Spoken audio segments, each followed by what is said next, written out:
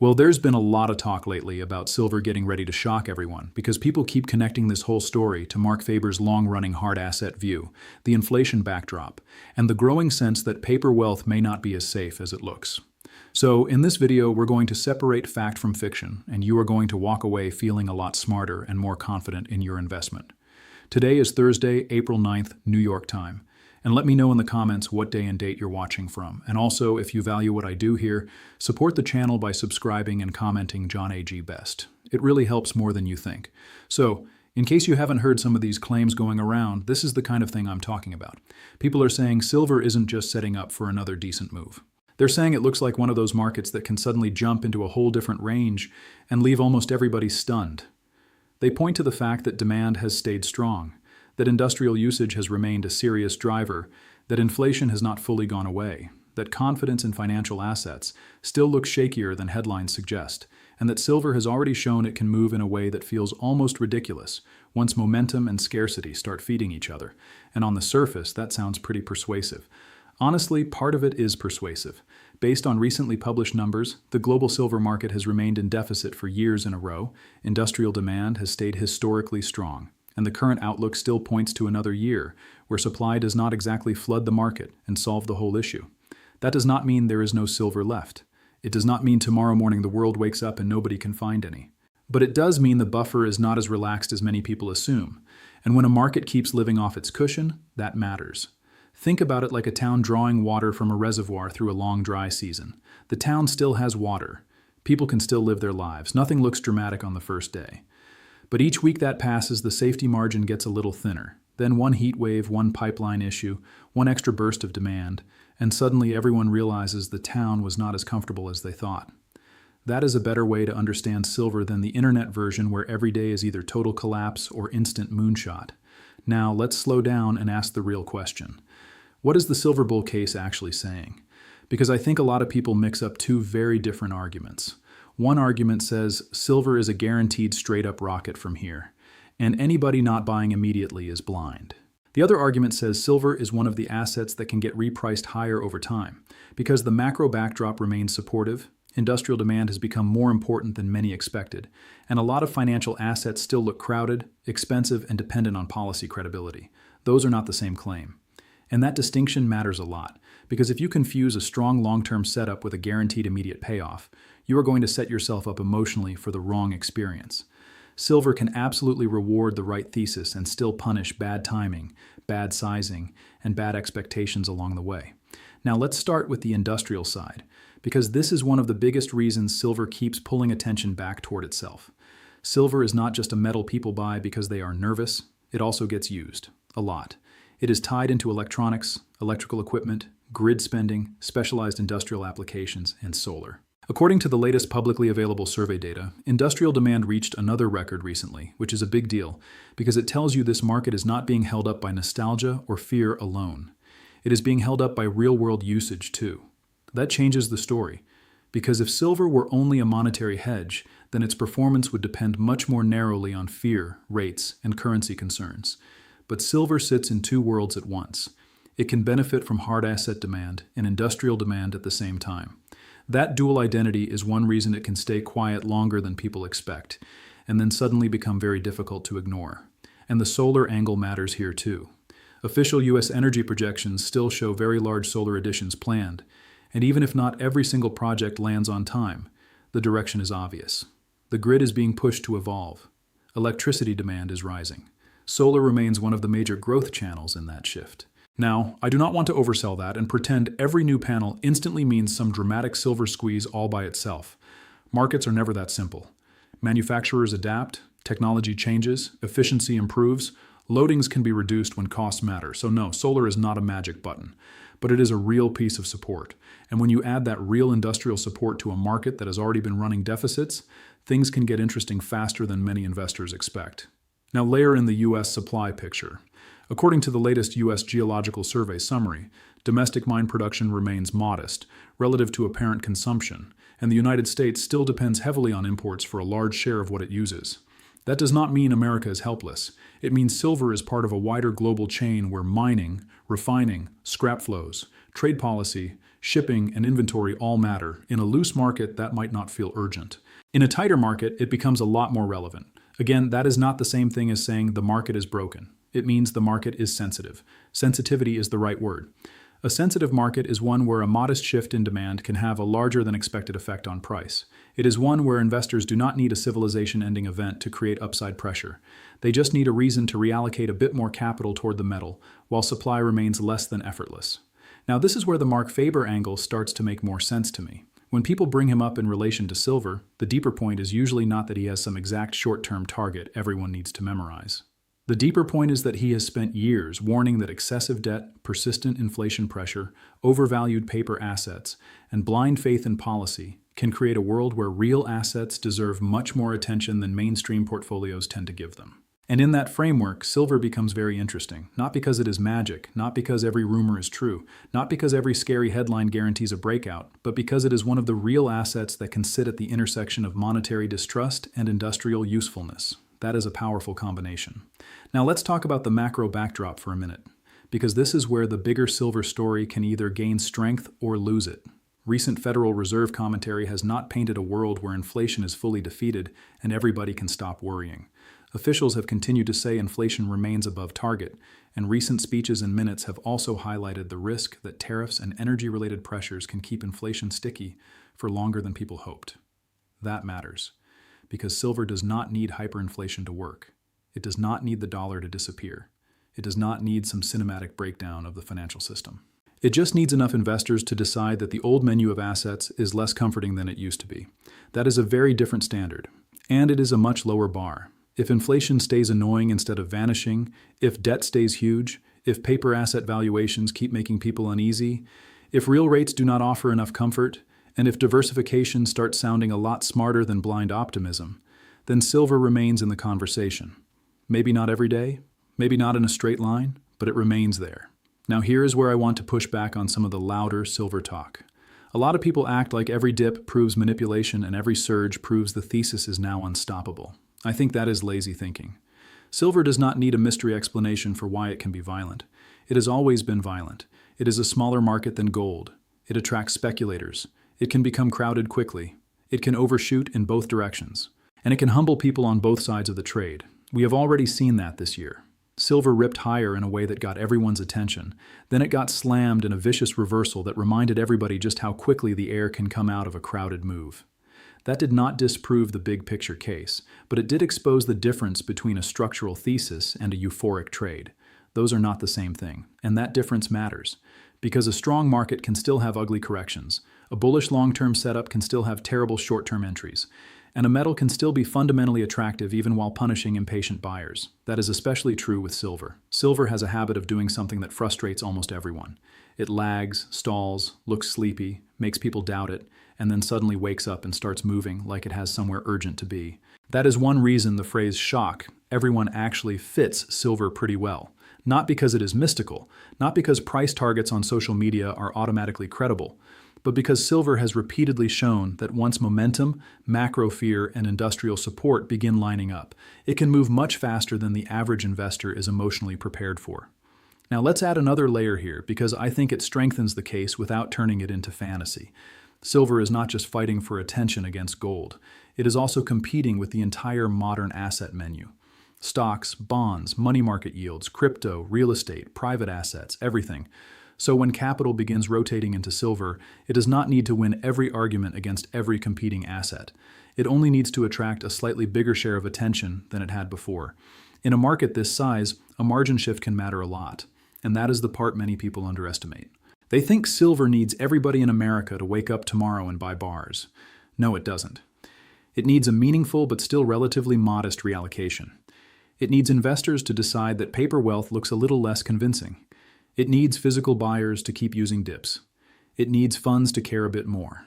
It needs industrial demand to stay respectable. It needs the market to remain tighter than comfort would suggest. If enough of those things line up at once, price can do the rest. Now here is the skeptical alternative interpretation I want to include because I think it keeps us honest.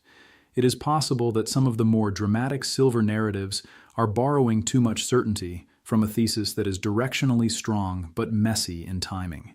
In other words, maybe the bigger idea is right, but maybe the market already priced in more of that fear than people realize. Maybe silver does continue higher over time, but not before another painful shakeout. Maybe a lot of the immediate excitement is not about patient repricing at all, but about leveraged traders and hot money trying to front-run the next breakout. That possibility is real, and if it is real, then investors who treat silver like a one-way bet can still get hurt badly, even if the larger thesis eventually works. That is why I think position sizing, patience, and emotional discipline matter so much here. Silver can make the right person look brilliant, and the reckless person look foolish at the exact same time. If you're successful, share your success story in the comments so others can stay motivated. Now let's talk about how silver tends to move when it really starts gaining traction. The first phase is usually disbelief. People say, okay, nice move, but it won't last.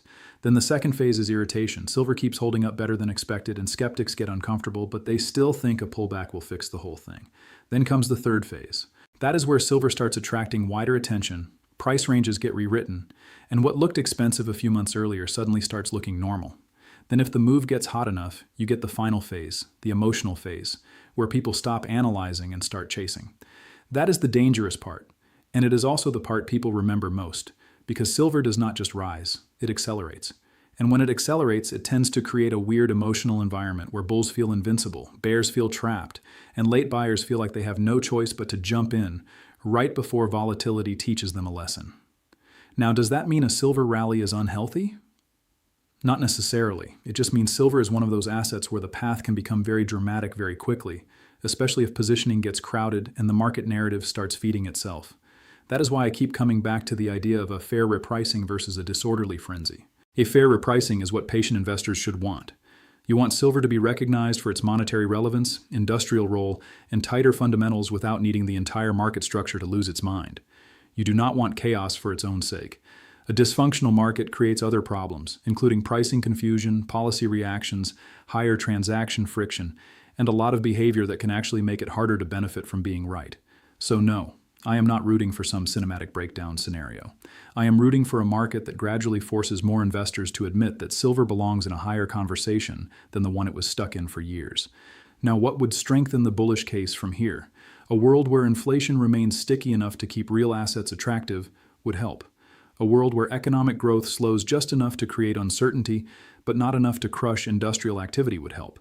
Ongoing solar and electrical demand would help. Persistent market deficits would help. Continued investor interest in hard assets would help. And any renewed concern around debt, policy credibility, or the real value of cash would help. What would weaken the case? A sharp collapse in industrial demand would matter. A convincing disinflation trend would matter. A stronger supply response over time would matter. And another huge burst of speculative buying followed by exhaustion could delay the process even if the bigger thesis stays alive. So it is not a one-sided story. And honestly, saying that out loud makes the bullish case stronger, not weaker. Because strong theses do not need fantasy to survive. They can survive nuance. Now let's address another common misunderstanding. A lot of people think silver only matters if some kind of emergency forces everybody into precious metals. I do not think that is right at all. Silver can do well in a softer, less dramatic environment too. If inflation simply remains annoying, if rates stay uncertain, if growth continues but valuations look stretched, if the grid build-out keeps moving forward, and if investors begin diversifying without panicking, silver can still work in that setting. It does not require the loudest possible outcome. That is actually one of the more interesting parts of the story. Silver can benefit in a risk-off environment because it has a hard asset identity. But it can also benefit in a selective growth environment because industrial demand remains part of the picture. That means it does not fit neatly into one box, and assets that do not fit neatly into one box can stay mispriced for a long time, then reprice abruptly when investors finally look at them more clearly.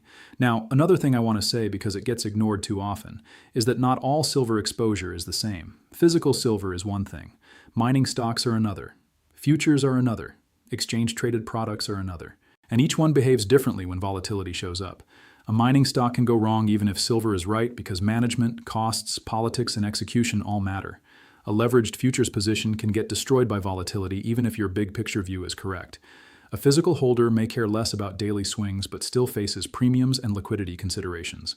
So when people say they are bullish on silver, I always think the next question matters just as much. How? Because direction alone is not the whole story.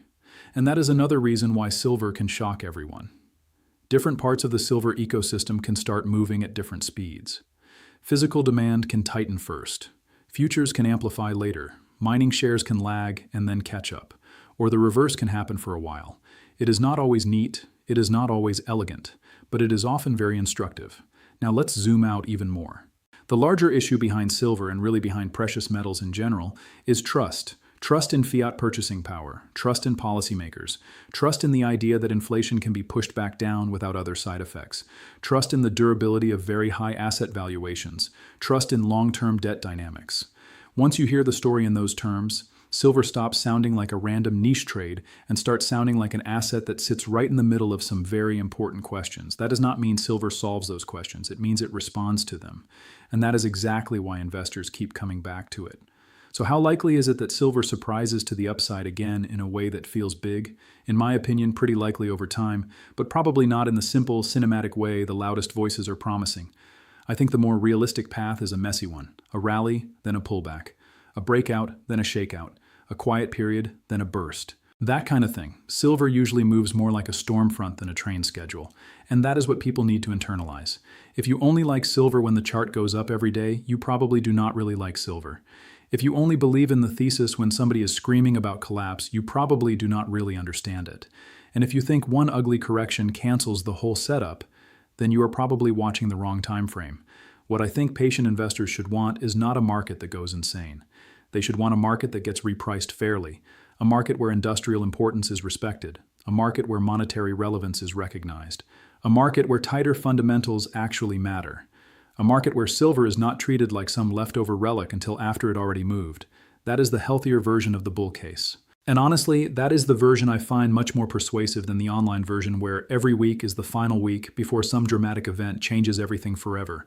Markets are rarely that theatrical in real life. More often, they evolve, they tighten, they get noticed, they pull back, they shake people out. Then one day, investors look around and realize the range they used to think was normal is gone.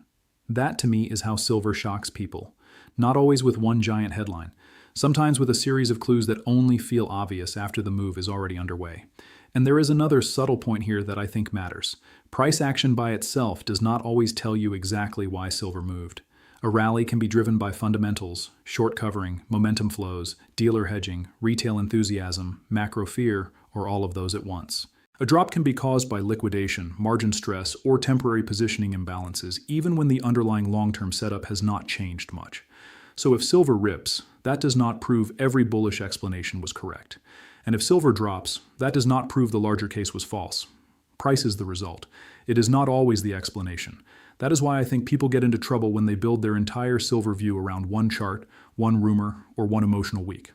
A better approach is to look at the layers together. Supply, demand, deficits, industrial use, macro backdrop, inflation, positioning, sentiment, policy risk. If enough of those layers stay supportive at the same time, silver does not need a fairy tale to work. It can just keep repricing higher in a way that feels more and more obvious only after the fact. That is the key idea. And it is also why I think silver still deserves serious attention here, even after volatility, even after shakeouts, and even after the big move already got more visible. The story is not perfect. The path is not easy. The timing is not guaranteed. But the combination of industrial support, tighter market balance, import dependence, macro uncertainty, and hard asset relevance still makes silver one of the more interesting markets to watch. So yes, silver can still shock everyone. But the shock may not come in the form people expect. It may not be one straight line. It may not be one single day. It may not reward impatience. Instead, it may come through a grinding repricing that keeps surviving the kind of volatility that should have killed it, keeps finding support from the kind of fundamentals people underestimated, and keeps forcing investors to update old mental price anchors they should have abandoned already. That is usually how major repricings work, quietly at first. Violently in the middle, obvious only after a lot of people miss the easy part. And that is why I think silver remains so fascinating right now. It is not just a story about upside. It is a story about whether investors are finally ready to treat silver like an asset that belongs in both the industrial future and the monetary conversation at the same time. If they are, then the move still may have more room than most people think. If they are not, then silver may keep frustrating people until the next phase begins. Either way, this is not a market I would dismiss. Let me add one more angle that I think is getting more important, and it has to do with investor memory. Most people do not price silver based on current conditions. They price it based on old memories. They remember the years when silver felt stuck. They remember the times when every rally faded. They remember the metal as something that was always almost interesting, but never fully convincing. And because they remember it that way, they keep evaluating the present through an outdated lens. And silver has been giving off a different kind of signal. According to the latest publicly available U.S. mineral summary, the average silver price last year was much higher than the year before.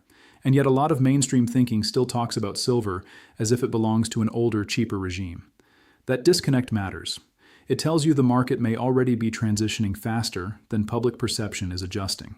When perception lags reality, surprise becomes much more likely. Now, does perception eventually catch up? Of course it does, but it usually catches up in stages. First, professionals who watch the market closely begin to take the move more seriously. Then broader macro investors start treating it as part of asset allocation rather than a fringe idea. Then retail comes in more aggressively.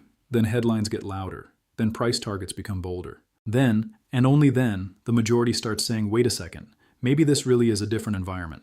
That is why I think waiting for universal confirmation is usually a bad approach with silver. The more obvious the story becomes, the more crowded the trade can become too. And once it gets crowded enough, silver can turn into a much harder emotional experience, even if the larger move still has room left. Now, another thing I want to challenge is the idea that silver must always follow gold with clean obedience. Yes, the two are connected. Yes, gold often leads the broader precious metals conversation. But silver has its own drivers, its own volatility profile, and its own bursts of independence. It can lag gold for longer than bulls want. It can underperform and irritate everyone. Then suddenly it can start outperforming in a way that makes the ratio conversation impossible to ignore. Gold gets the first respect. Silver gets the later chase. That pattern does not happen every time in the same way, but it happens often enough that you should never assume silver's delayed response means the story is dead. Sometimes the delay is part of the setup. And when the catch-up phase begins, it tends to look obvious in hindsight and uncomfortable in real time. People hesitate because the move feels too fast. Then they hesitate because the pullback feels too sharp. Then they hesitate because they think they missed it. Meanwhile, the market keeps building a new range right in front of them. That is classic silver behavior. One last thing before I close this out. A lot of investors say they want volatility until they actually get it. They want an asset that can outperform, but they also want it to move politely, to correct gently, and to reward them on a schedule that fits their emotions. Silver is usually not that kind of asset. It can be rewarding, but it often demands patience before it offers comfort. It can validate your thesis while attacking your timing. It can show you the big picture is right while making the short-term experience feel completely wrong. That is why conviction matters here, but blind conviction does not. You want informed conviction. You want a view built on supply, demand, macro conditions, industrial usage, and valuation perspective, not just a catchy slogan or a dramatic thumbnail. If your conviction only exists when silver is already screaming upward, that is not conviction. That is excitement borrowing the language of discipline. So yes, I think the silver story is still very much alive. I think the structure behind it is stronger than many people realize. I think the mix of deficits, industrial demand, import reliance, inflation uncertainty, and broader distrust in paper-heavy wealth is creating a setup that deserves respect. But I also think the path can stay wild, and I think anyone treating that wildness like a flaw rather than a feature probably has not studied silver long enough. That is the balance I would keep in mind. This is here to help you think more clearly and learn the landscape. It is not personal financial advice, and any decision with your money should come from your own research, your own risk tolerance, and what lets you sleep at night. Sources used: USGS Mineral Commodity, Summaries 2026, Silver Chapter, World Silver Survey 2025, and Silver Institute Updates, Federal Reserve Speeches, and March 2026 Minutes, U.S. Energy Information Administration, Solar Capacity Outlook, and Reuters reporting on silver's early 2026 surge and reversal.